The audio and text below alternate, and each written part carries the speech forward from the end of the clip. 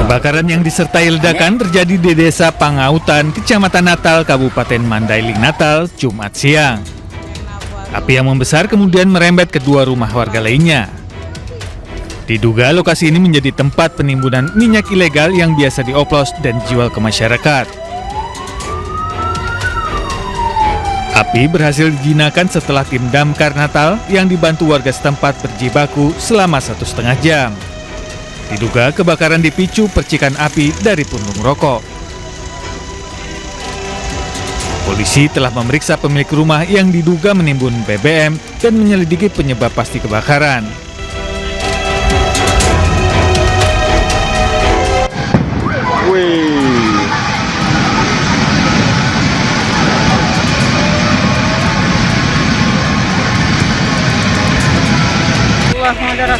Kebakaran hebat melanda gudang bahan bakar minyak dan gas ilegal di Kelurahan Dusun Bangko, Kabupaten Merangin, Jambi. Diduga gudang BBM dan gas ilegal ini milik seorang oknum polisi. LP, BBTN LP ini.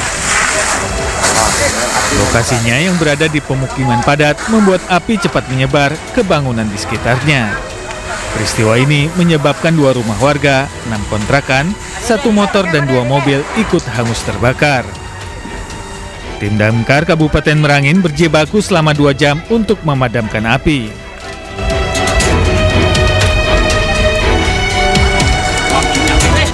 Alhamdulillah. Polisi masih menyelidiki penyebab pasti kebakaran dan dugaan kepemilikan gudang ilegal tersebut. Tim Liputan iNews melaporkan.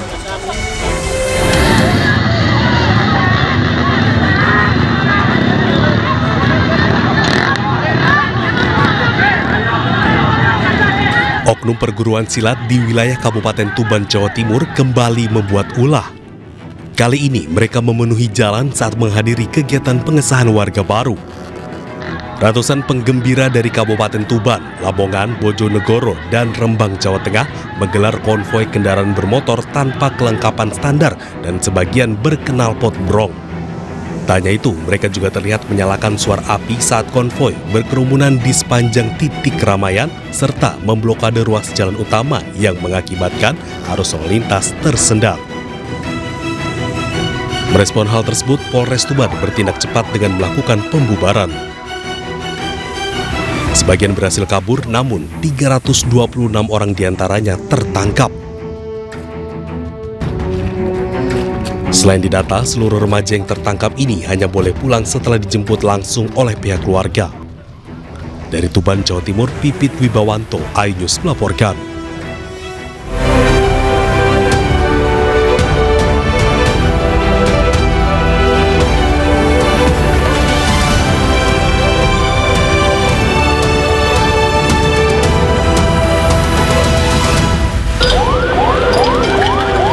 Petugas berjibaku selamatkan sopir bus terjepit dalam kecelakaan maut di tol Cipularang.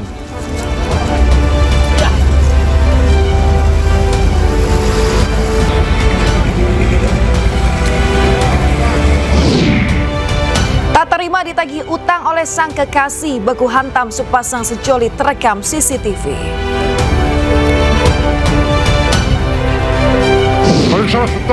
Para pejuang Hamas serang kumpulan tentara dan kendaraan Zionis di Han Yunis.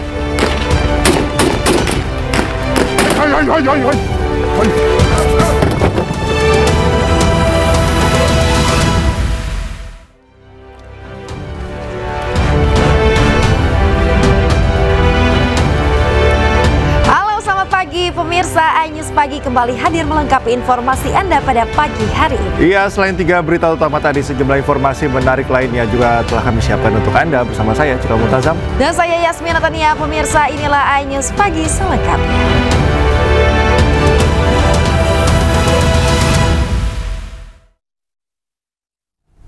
Pemirsa, detik-detik mencekam dialami seorang wanita saat ditodong senjata tajam oleh pelaku begal di depan rumah kos temannya di Makassar, Sulawesi Selatan. Ya, dalam hitungan detik pelaku membawa kabur laptop dan ponsel korban. Kamera pengawas merekam aksi begal terhadap korbannya yang hendak masuk rumah kos rekannya di Jalan Racing Center, Kota Makassar, Sulawesi Selatan. Pelaku berjalan kaki mendekati korban, menodongkan senjata tajam ke arah korban. Korban yang takut langsung menyelamatkan diri ke arah rekannya, dan pelaku mengambil ponsel dan laptop di motor korban.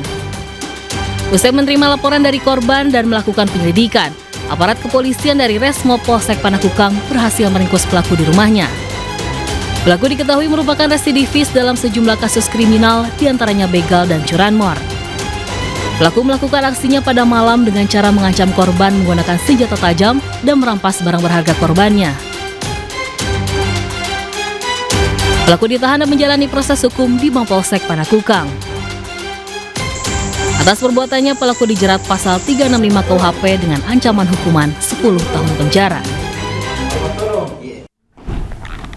Seorang pemuda pemirsa tertembak di bagian tangan saat polisi membubarkan tawuran di Medan, Sumatera Utara. Warga menduga peluru berasal dari tembakan aparat.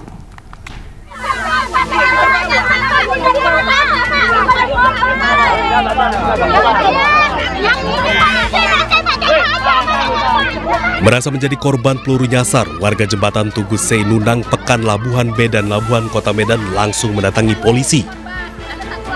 Mereka meminta pertanggungjawaban sekaligus protes kepada anggota polisi yang asal melepaskan tembakan. Pasalnya, peluru yang dilepaskan tersebut mengakibatkan seorang warga tertembak di bagian lengan. Sebagai bukti, korban juga membawa 2 selongsong peluru tajam yang ditemukan tak jauh dari lokasi tawuran. Insiden ini diduga terjadi saat petugas kepolisian dari Polres Pelabuhan Belawan tengah melakukan patroli gabungan antisipasi tawuran. Melihat adanya tawuran, petugas meletuskan beberapa kali tembakan hingga mengenai korban yang tengah mencari adiknya. Pelaku pasti belum diketahui siapa, ini masih dalam penyelidikan, tetapi saat ini kami bersama jajaran, Kevin dan unit kepolisian melakukan pengamanan wilayah sementara dengan menjaga titik-titik rawan yang ada supaya anak ini tidak keluar dari kampung. Usai kejadian, korban peluru nyasar telah dibawa ke Rumah Sakit Umum Daerah Bahtiar Jafar, Pekan Labuhan. Dari Medan, Sumatera Utara, Yuda Bahar, iNews melaporkan. Pemirsa, 1 orang tewas dan 5 lainnya terluka dalam kecelakaan maut bus tabrak truk tangki di ruas tol Cipularang, Jawa Barat. Proses evakuasi sopir bus yang terjepit berlangsung dramatis.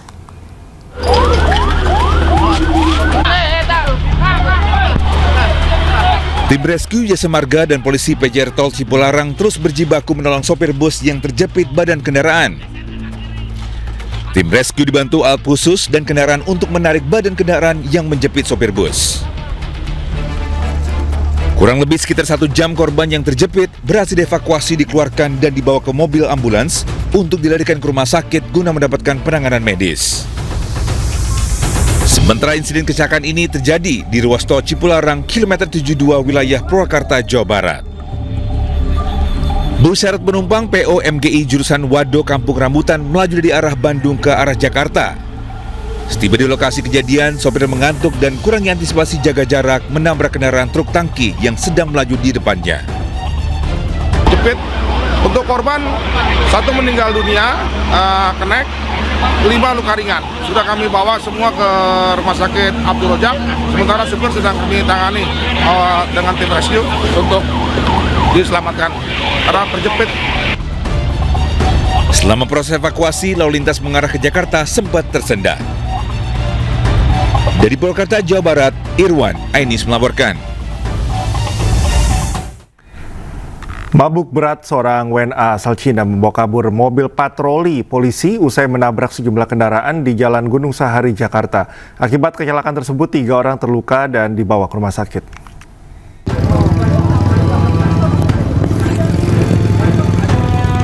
2 korban penumpang mobil dan 1 pengendara motor ini menjadi korban kecelakaan di Jalan Gunung Sahari, Senen, Jakarta Pusat.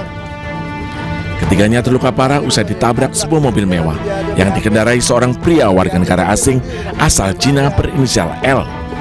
Pelaku diduga dalam kondisi mabuk berat sehingga tak merasa bersalah atau berusaha menolong para korbannya. Ironisnya, pelaku melarikan diri dengan membawa kabur mobil patroli Laka Lantas Polres Metro Jakarta Pusat saat petugas tengah menolong para korban.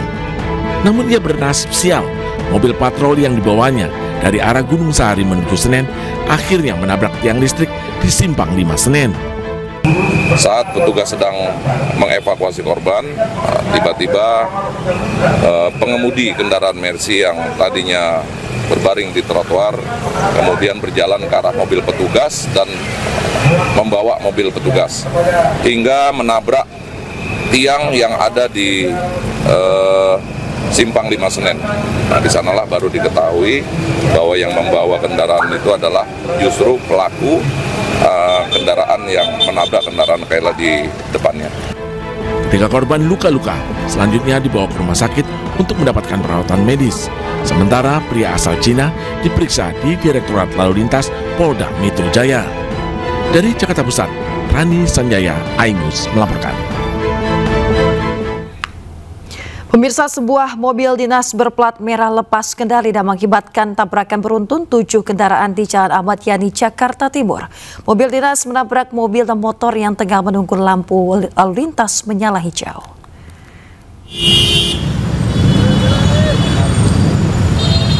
Beb, kamu bawa motor sendiri, Beb? Bisa nggak, Beb, ke lantas? Diduga sopir mobil hilang kendali, 7 kendaraan terlibat tabrakan beruntun di Jalan Ahmad Yani, Jakarta Timur, Jumat pagi. 2 pengendara motor luka-luka, 5 mobil dan 2 sepeda motor terlihat rusak di tengah jalan.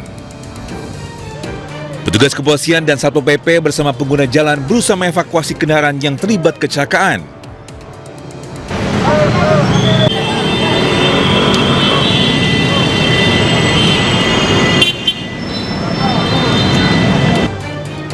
Setelah 1 jam, ke-7 kendaraan yang terlibat dievakuasi ke bahu jalan. Kronologis kejadian saat kondisi jalan dalam keadaan menunggu lampu lalu lintas berwarna hijau. Tiba-tiba kendaraan dinas berplat merah dari arah Jatinegara menuju Rawamangun, melaju dengan kencang dan hilang kendali dan menabrak kendaraan lain. Dengkul aja sih ini, cuma kebentur dashboard. Tadi yang mobil Fortuner itu mobil apa sih, itu yang saya tahu? Mobil dinas tapi aku nggak tahu dari mana. Orangnya sempat keluar atau emang luka nggak bisa keluar? Pas tadi tuh saya turun sih dia belum bisa keluar ya, kayak nggak sadar. Oke, ibu berarti masih trauma. Tidak ada korban jiwa dalam peristiwa ini, namun 2 orang pengendara motor mengalami luka-luka. Kasus kecelakaan kini ditangani unit Laka Lantas Jakarta Timur. Dari Jakarta, Rio Manik, iNews melaporkan. Keinformasi lainnya, pemirsa, musisi Ahmad Dhani mendatangi Polda Metro Jaya untuk melaporkan seorang psikolog berinisial LG.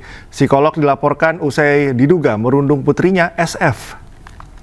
Hari ini agendanya ke Polda, mungkin ada apa, Pak? Oh ya, backlight seperti ini. Ya, Pak. Ada backlight. Sebentar. Setelah menyambangi KPAI, musisi Ahmad Dhani mendatangi Polda Metro Jaya untuk melaporkan seorang psikolog yang berinisial LG. Tak hanya Ahmad Dhani, Al-Ghazali dan Mulan Jamila hadir untuk mendampingi. Bahkan awalnya yang akan melaporkan adalah Al-Ghazali. Namun mengingat SF adalah anak dari Ahmad Dhani, maka Dhanilah yang menjadi pelapor. Dokter LG ini dia hanya mengambil sumber dari berita gosip dan berita fitnah. Gitu. Tapi dengan pernyataan dia itu mengedukasi, bahasanya nanti gimana? Nah, jadi itu menurut dia kan.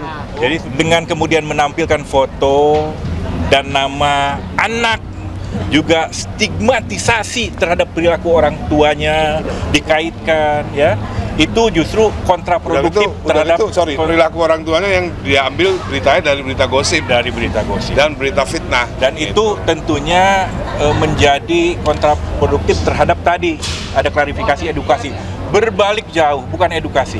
Tapi menurut saya itu adalah pansos. Inilah yang akan kita wanti-wanti, jangan sampai orang-orang oknum itu pansos dengan mengeksploitasi anak public figure.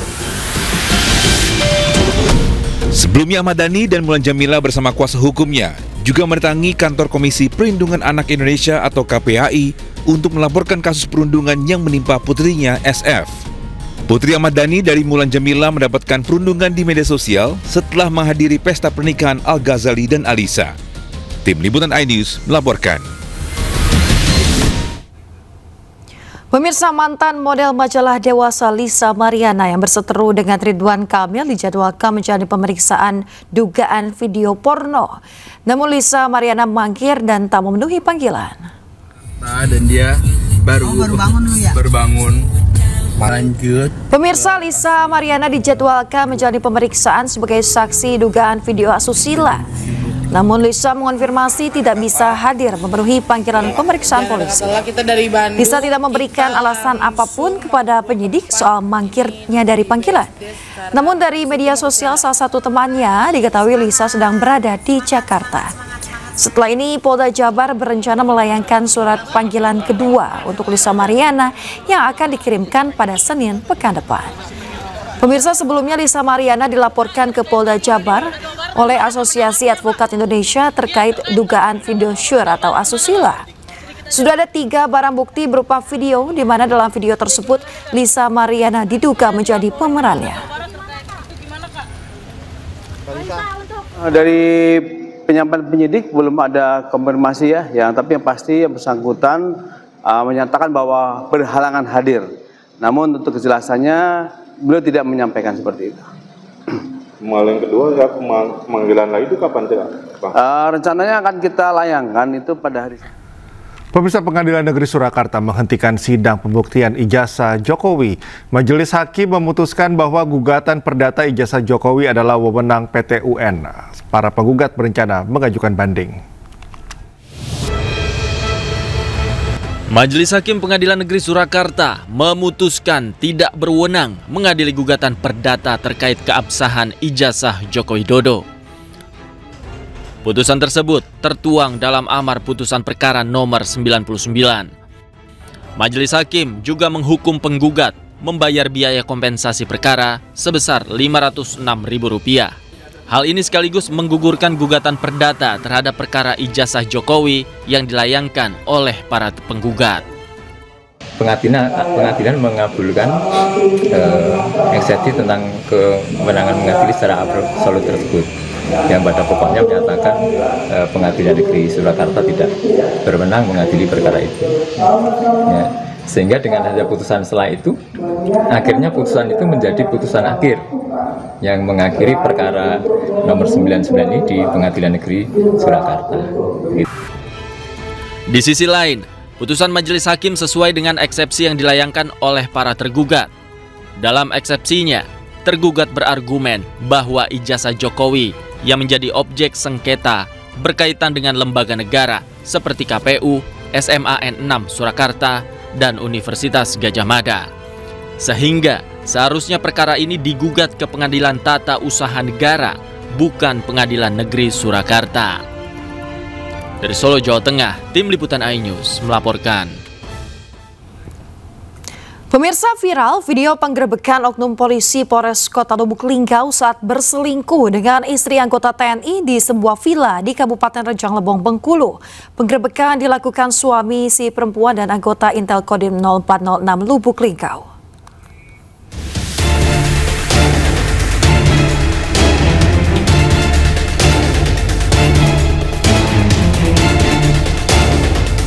Video amatir ini merekam detik-detik perselingkuhan yang diduga melibatkan oknum polisi Polres Kota Lubuk Linggau dengan istri anggota Kodim 0406 Lubuk Linggau. Saat digerebek, oknum polisi berinisial J masih berseragam polisi lengkap, sementara pasangan wanitanya F sudah tanpa busana. Selain berstatus istri anggota TNI, F juga bekerja di salah satu bank plat merah. Pasangan ini digerebek di sebuah villa di kawasan Rejang Lebong, Provinsi Bengkulu. Mirisnya, penggerebekan dilakukan oleh suami F sendiri bersama rombongan anggota Intel Kodim 0406 Lubuk Linggau dan anggota Kodim 0409 Curug. Kalau oknum terkaitnya sudah kita proses secara internal, yang bersangkutan juga sudah dinonaktifkan dari jabatannya dan secara saat ini dalam proses ya, udah etiknya. Oh, tapi memang benar itu anggota kita benar ya? Betul. Akibat ulah keduanya, Brigadir J dinonaktifkan dan menjadi pemeriksaan di Paminal Propam Polres Lubuk Linggau. Dari Lubuk Linggau, Sumatera Selatan, Sudirman, iNews melaporkan. Pemirsa, gegara utang, sepasang kekasih muda terlibat baku hantam di Makassar, Sulawesi Selatan. Akibat kejadian tersebut, korban perempuan berusia 17 tahun menderita luka lebam di bagian wajah.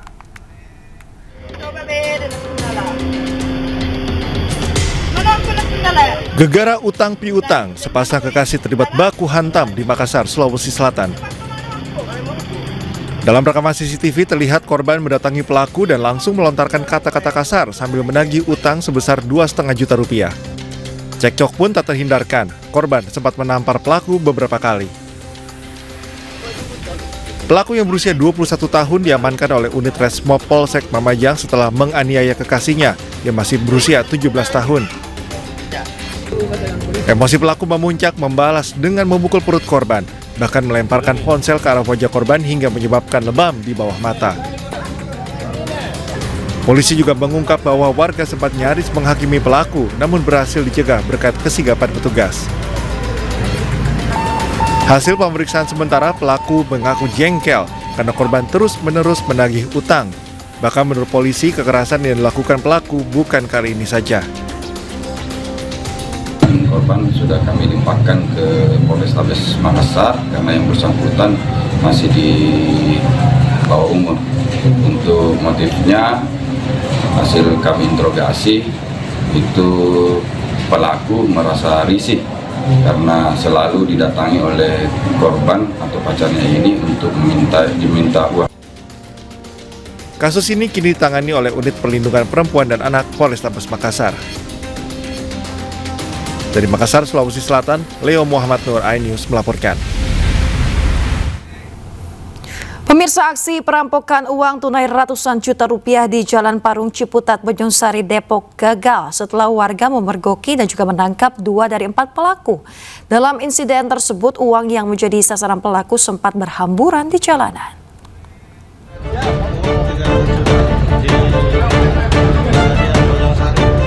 Satu dari 4 pelaku perampokan babak belur usai tertangkap dan diamuk warga. Ia di depan sebuah bengkel di Jalan Raya Parung Ciputat, Bojong-Sari, Kota Depok. Saat beraksi, pelaku menggunakan modus mengikuti pelaku yang menarik uang tunai di sebuah bank lalu mengempeskan ban mobil korban dan berharap pelaku berhenti di pinggir jalan. Di luar dugaan pelaku, korban ternyata memilih untuk berhenti di sebuah bengkel ban. Kesadaran warga yang curiga terhadap gerak-gerik pelaku membuat aksi pelaku gagal total. 2 orang pelaku berhasil ditangkap setelah terlibat pergulatan dengan warga, sementara 2 lainnya melarikan diri. Dia buka mobil gitu kan, buka pintu mobil, langsung dijamret tuh tasnya dari dalam mobil gitu kan. Teriak-teriak, ya saya sempat bergelut di situ sama salah satu perampoknya, kena sama saya berdua kan. Singkat cerita, akhirnya yang bawa itu kabur, yang bawa ini itu, yang bawa tas duitnya gitu kan, kabur, ketemu, dia bawa motor juga kan, akhirnya dia ada kecelakaan, nabrak apalah di situ, kata yang ibu-ibu sih keterangannya. Nah duitnya itu aut-autan tuh di pertigaan Curug Topik situ, aut-autan, ketemu warga, ya dia akhirnya dipukulin juga masa warga. Selain itu, uang korban yang sempat tercecer di jalan sempat dibawa pelaku juga berhasil diselamatkan. Saat ini, kedua pelaku telah diserahkan ke Mapolsek Bojong-Sari. Dari Kota Depok, Jawa Barat, Iyung Rizky, iNews melaporkan. Sepasang suami istri di Depok, Jawa Barat diringkus polisi setelah diduga melakukan penipuan dengan modus kris palsu. Dalam aksinya, pasutri tersebut menyasar sejumlah gerai penyedia jasa tarik tunai.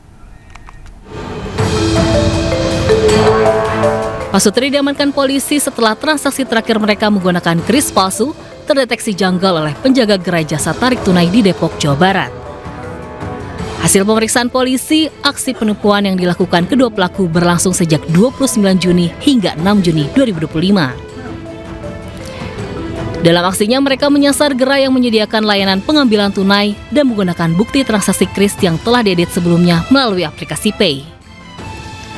Akibat aksi para pelaku, korban mengalami kerugian senilai 15 juta rupiah.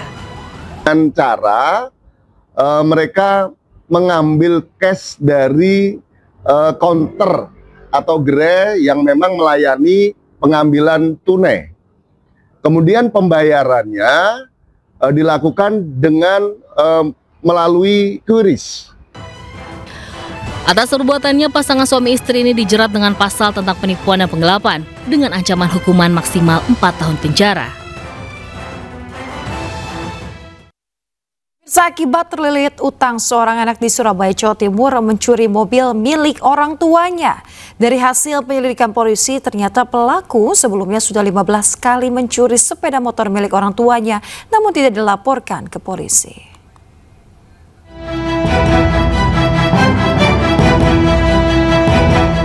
Inilah detik-detik rekaman CCTV tersangka AAN mencuri mobil milik orang tuanya yang berada di tempat parkiran di Jalan Cepu, Surabaya, Jawa Timur. Kejadian ini bermula saat tersangka 30 tahun seorang pengangguran warga Margoda di Surabaya meminta uang kepada orang tuanya untuk membayar hutang dan untuk mencukupi kebutuhan rumah tangganya. Namun permintaan hutang tersangka tidak dipenuhi oleh orang tuanya. Tersangka merasa jengkel dan sakit hati sehingga ia nekat mencuri mobil minibus milik orang tuanya. Hasil penyidikan polisi terhadap tersangka, ternyata tersangka sudah 15 kali mencuri sepeda motor milik orang tuanya, namun saat itu orang tuanya masih memaafkan dan tidak lapor polisi. Itu punya orang tua? Iya. Kamu pernah ngambil di luar dari orang tua? Tidak pernah. Kenapa Mas pilih orang tua? Ya soalnya kalau habis kan bisa pulang. Unit reskrim kami berhasil melakukan penangkapan dan sekarang dilakukan penahanan sehingga tersangka dikenakan pasal 363 yaitu pencurian dan pemberatan yang mana barang ataupun barang bukti yang dicuri adalah kendaraan roda 4. Akibat perbuatannya, tersangka terancam dijerat pasal 363 KUHP tentang pencurian dengan pemberatan dengan ancaman hukuman 5 tahun penjara. Dari Surabaya, Jawa Timur, Nur Syafei, iNews melaporkan. Untuk kedua kalinya, polisi menggelar olah TKP tewasnya diplomat muda dengan wajah terlilit lakban di Menteng, Jakarta Pusat. Polda Metro Jaya mengambil alih kasus dan hasil penyelidikan akan disampaikan pada pekan depan. Kepolisian kembali menggelar olah tempat kejadian perkara terkait kasus tewasnya diplomat muda dengan wajah terlilit lakban di Indekos Menteng, Jakarta Pusat.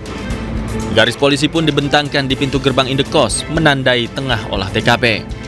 Sementara petugas Dokpol Inafis hingga Puslapfor Polri tampak sibuk menyelidiki bagian dalam dan luar Indekos. Sebelumnya Kapolda Metro Jaya, Irjen Pol Karyoto memastikan hasil penyelidikan kasus tewasnya diplomat muda Kementerian Luar Negeri Arya Daru Pangayunan akan disampaikan dalam 1 pekan mendatang. Saat ini, penyelidik masih melakukan pemeriksaan terhadap sejumlah alat bukti seperti rekaman CCTV, hasil otopsi, serta unsur digital seperti alat komunikasi dan laptop milik korban. Bukti-bukti yang ada perlu dipelajari oleh forensik, ya, baik CCTV, kemudian hasil otopsi, dan juga termasuk digital. Digital itu dari apa? Laptop dan lain-lain, ya. Mungkin seminggu lagi selesai. Nanti ada kesimpulan. Insya Allah mudah-mudahan seminggu lagi selesai. Adapun korban berinisial ADP ditemukan tewas di kamar kosnya dengan kondisi wajah terlilit lakban pada Selasa 8 Juli lalu. Pihak kepolisian pun masih melakukan pendalaman untuk mengetahui penyebab kematian sang diplomat muda tersebut. Dari Jakarta, Tim Liputan iNews melaporkan.